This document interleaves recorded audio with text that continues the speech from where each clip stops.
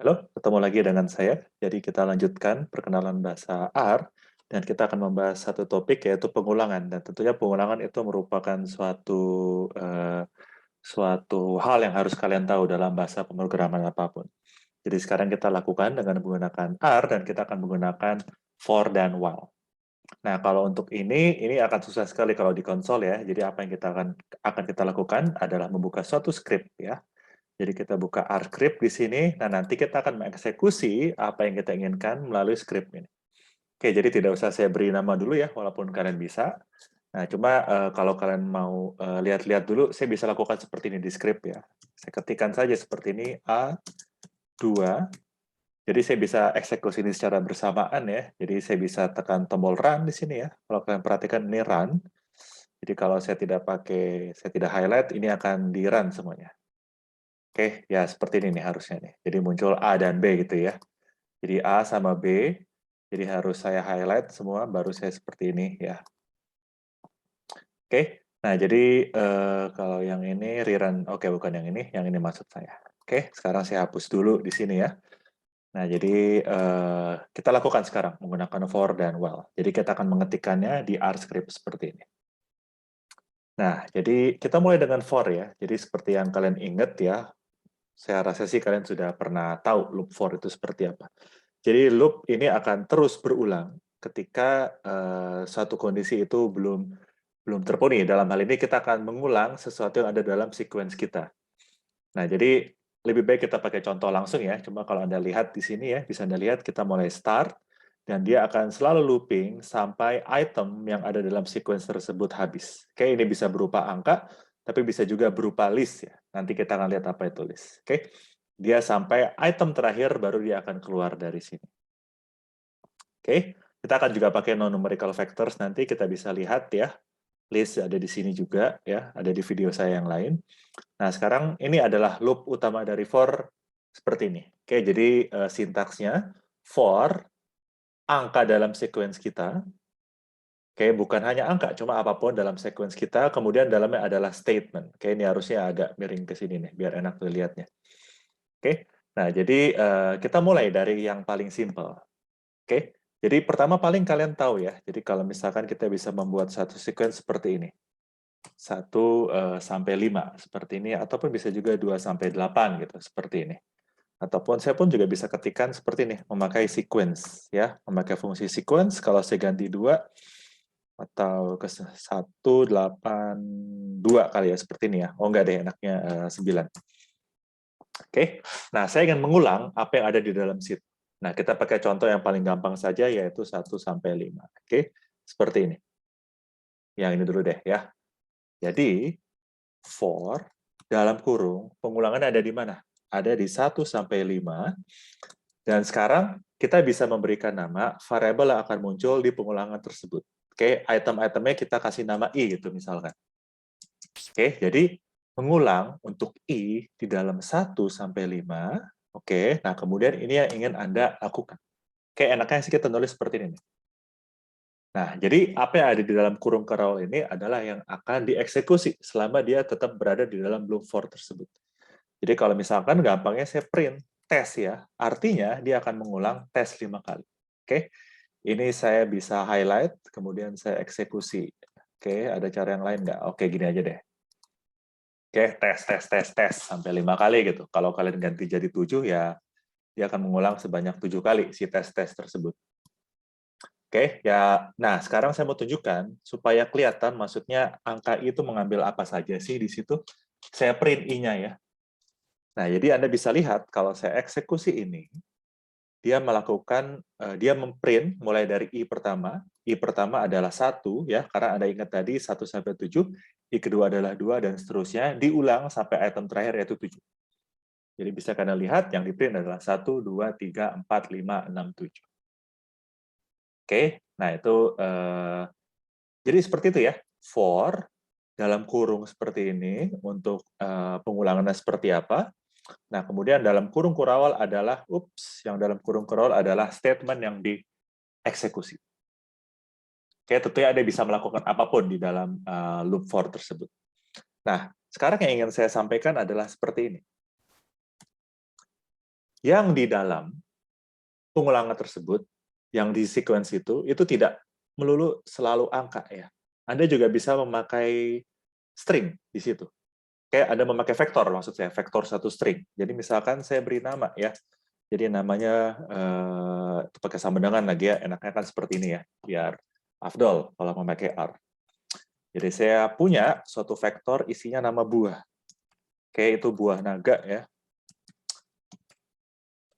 Oke, saya kasih aja nama buah gomu-gomu gitu misalkan di situ. Jadi ini adalah yang ingin saya ulang. Nah, sekarang saya melakukan seperti ini. Untuk I di dalam buah saya print I-nya tersebut. Oke, nah sekarang kalau kita lakukan ini, apa yang akan terjadi? Ini Ctrl Enter ya, saya menekan Ctrl Enter. Nah, jadi dia akan mencetak apa yang ada dalam fruit tersebut. Oke, di dalam buah tersebut dia mengulang mulai dari yang pertama, yaitu apel, kemudian dragon, nah terakhir gomu-gomu.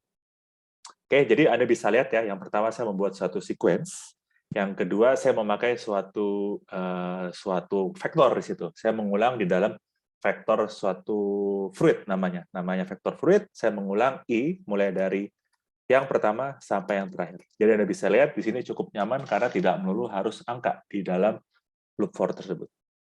Oke, saya harap cukup jelas ya. Jadi Anda ingat saja sintaksnya seperti ini karena while juga akan seperti itu. Oke, nah itu untuk while. Nah, kemudian bagaimana dengan untuk ini? Nah, jadi bedanya kalau antara for dengan while adalah kalau for itu jelas ya, jadi batas awal sampai batas akhirnya jelas di dalam sequence tersebut. Nah, kalau while itu kondisi harus terpenuhi. Ada kondisi yang harus terpenuhi, dia berjalan terus sampai akhirnya kondisi tidak terpenuhi, dia akan keluar dari loop. Oke, jadi kalau Anda tidak berhati-hati, ya Anda bisa ini nih, bisa tidak keluar dari loop. Oke, jadi ada hanya mengganti for dengan while ya. Nah, cuma sekarang misalkan gini, saya ketikkan dulu ya, misalkan satu angka val 1 gitu misalkan. While val misalkan lebih kecil dari 6 ya, Anda pahami ini operasi relasional ya. Jadi kalau misalkan, ya saya kasih contoh deh, val misalkan 1. Apakah val lebih kecil dari 6, keluarnya akan true. Nah, oke, jadi tapi kalau misalkan filenya itu 8, apakah dia lebih kecil dari 6? Tentunya jawabannya false. Jadi selama dia true, loop ini akan terus terulang. Oke. Nah, tapi kalau saya tidak lakukan apapun di sini ya, itu pasti dia akan tidak pernah berhenti karena angka val selalu 1. Saya mau nge-print angka val ini, misalnya mencetak angka val. Jadi apa yang harus saya lakukan adalah seperti ini. Saya tambahkan seperti ini ya. Oke, ini contoh sederhana saja. Kalau nanti itu tentunya dalam aplikasi yang lebih nyata, Anda tentunya bisa lebih kompleks dari ini. Yang saya mau tunjukkan adalah, saya cetak angka val, ya, sampai ketika dia mendeteksi, sampai ini false, ya, Anda kalau bisa lihat kan, selama dia lebih kecil dari 6, dia selalu true statement. Tapi begitu dia mencapai 6, itu akan menjadi false, jadi dia akan keluar dari loop. Oke, misalkan seperti ini contohnya ya. Ya, ini saya bisa ganti-ganti. Saya juga bisa ganti ini dengan sama dengan gitu ya. Kalau misalkan seperti ini, ya berarti dia akan cetak sampai angka 6. Oke, jadi Anda perhatikan sintaksnya mirip dengan for kan ya. Tapi ini while, kurung ini adalah kondisinya, dia akan terus berulang sampai kondisi ini false. Nah, dalam kurung kurawal, kenapa lagi ini? Adalah statement yang ingin Anda lakukan di dalam pengulangan tersebut. Nah, kita coba pakai contoh yang lebih kompleks mungkin ya. Kita mau menghitung angka suatu faktorial ya. Kalau faktorial 7 berarti 7 kali 6 kali 5 kali 4 kali 3 kali 2 kali 1. Oke, kita pakai cara yang ribet. Cuma ini kita ingin belajar wala sendiri. Oke, misalkan seperti ini. Misalkan ini untuk pengulangan ya. 1. Nah, kita mulai misalkan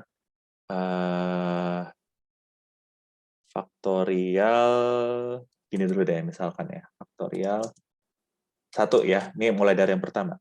Kemudian n misalkan 5 ya. Saya mau faktorial 5 berarti kalau di sini. Nah, while i lebih kecil sama dengan N, dan di dalam ini adalah yang ingin saya lakukan. Oke, saya intinya mengkalikan nih, mulai dari 1 faktorial, mungkin saya ketikkan dulu deh ya, nanti baru saya bahas. I plus 1, terakhir saya print angka faktorialnya. Oke, keluar faktorialnya 120. Jadi apa yang saya lakukan? Jadi kan ini pertama I selalu lebih kecil sama dengan N akan selalu berulang. Jadi dari 1 sampai N, sampai 5. Saya ingin menghitung faktorial 5 sebenarnya di sini. Oke. Nah, faktor ini adalah angka yang saya simpan, variabel yang saya simpan, ya. Jadi nanti dia di akhir keluar dari loop, dia adalah angka yang kita cari, faktorial dari 5 misalkan. Nah, jadi pertama kita lihat nih, faktorial kan 1. Oke, 1 kali 1 nih berarti nih, ya tidak berubah.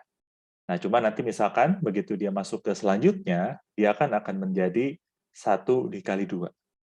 Kemudian dikalikan lagi dengan 3, ya, dikalikan lagi dengan 4 sampai 5. Nah, maka Anda akan mendapatkan faktorial. Coba aja nih kalau misalkan saya print faktorialnya di sini. Oke, nah biar jelas coba saya hapus dulu. Ctrl L. Nah, saya lakukan seperti ini. Nah, Anda bisa lihat kan ya, ini mulai dari 1 kali 2, kemudian 2 kali 3, 6 kali 4, kemudian 24 dikali 5. Dapatlah angka faktorial yang saya mau. Oke, jadi apa perbedaan antara for sama while? Cukup jelas kan ya, kalau for itu ada dalam satu sequence, sudah jelas batas awal, batas akhir. Nah, kalau di sini Anda harus mendefinisikan lagi yang lain nih. Jadi dia tidak mengulang dalam satu sequence, suatu variabel yang sudah kita definisikan, 1 sampai 5, ataupun tadi fruit. Nah, cuma kalau di sini Anda harus memakai seperti ini nih ya. Oke, sekian untuk for ya. Jadi kita akan ketemu lagi di video yang lain. Semoga cukup bermanfaat. Terima kasih.